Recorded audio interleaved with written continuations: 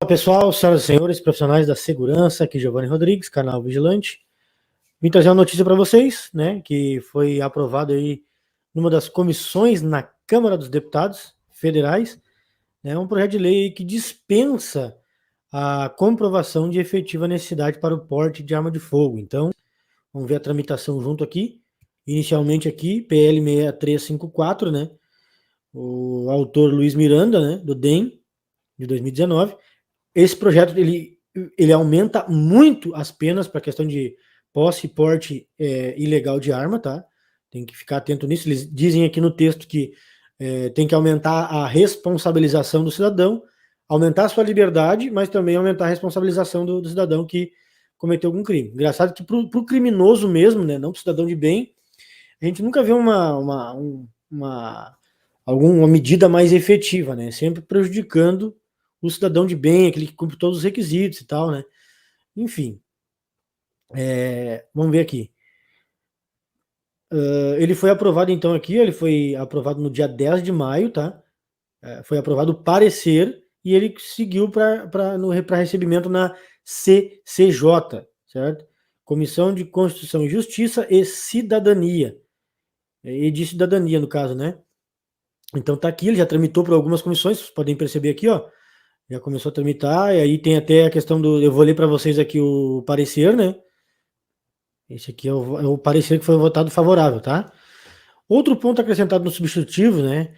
No substitutivo é a revogação do inciso 1 do parágrafo 1º do artigo 10, que é o que? A demonstração de efetiva necessidade, tá? Aí ele diz o seguinte: entende-se que o próprio estatuto já prevê quem está autorizado a portar arma de fogo. No artigo 6º, os órgãos competentes pela autorização, no artigo 9º, e os requisitos do artigo 10 para o porte. Assim como no caso do artigo 4º, não faz sentido manter a avaliação de efetiva necessidade para os casos em que já existe a necessidade de atendimento dos requisitos de todos os dispositivos anteriores mencionados e ainda nos requisitos do artigo 4º. O que o artigo 4º fala? Que é a declaração de efetiva necessidade. Aí aqui embaixo, ó, ele vai tratar da revogação, quer ver? Ó? Fica revogado, ó. Fica revogado o inciso 1 do parágrafo 1º do artigo 10 da Lei 10.826. O que significa isso na prática, pessoal? Significa que lá no artigo 4º ele menciona e faz uma associação ao artigo 4º, basicamente é o seguinte: o que o legislador aqui entendeu? O deputado entendeu o seguinte: se tu comprovou, se tu declarou a efetiva necessidade, tu demonstrou que tu tem aptidão, condições de ter a posse da arma, automaticamente tu tem condições de portar essa arma. Então se revoga o artigo 10, lá no parágrafo, lá no inciso 1º do parágrafo 1º, que diz que para o cidadão ter direito à concessão do porte de arma de fogo, ele tem que demonstrar a efetiva necessidade. Ou seja, ele está suprimindo esse dispositivo da lei, dizendo que a pessoa, o requerente, né, o cidadão que comprovou, né, que declarou a efetiva necessidade, ele já demonstrou que ele tem condições de ter essa arma. E se ele tem condições de ter a posse, ele tem condições de ter o porte dessa arma. Claro que vem algumas coisas aqui acrescentando crimes inafiançáveis aqui por uma questão de porte, né? Claro que alguém vai dizer alguém vai dizer o seguinte: tá, mas o cidadão de bem que vai cumprir a lei não precisa se preocupar. Mas a gente sabe que a insegurança jurídica é muito grande no Brasil, né? Que o aumento de pena foi coisas absurdas, tipo até 15 anos lá, 10 a 15 anos lá, a questão do porte legal. Claro que ninguém aqui está defendendo que se ande com porte legal, mas a depender da interpretação, né, vamos supor que a pessoa não tenha, enfim, hoje a gente sabe que o camarada esqueceu um documento, ele já está no porte legal, né? Coisas absurdas assim acontecem.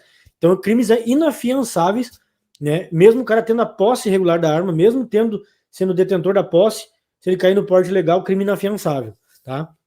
E aí eu dei o exemplo aí para vocês entenderem a insegurança jurídica da questão do cara esquecer um documento da cédula do porte, por exemplo, a autorização. Mas isso é uma discussão que cabe, né, a controvérsia.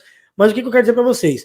Então, aqui o projeto de lei é claro, declarou efetiva necessidade para posse, está dispensado, já está comprovado, já está demonstrado, né, melhor dizendo, a efetiva necessidade para o porte de arma. E veja que a lei trata de demonstração de efetiva necessidade.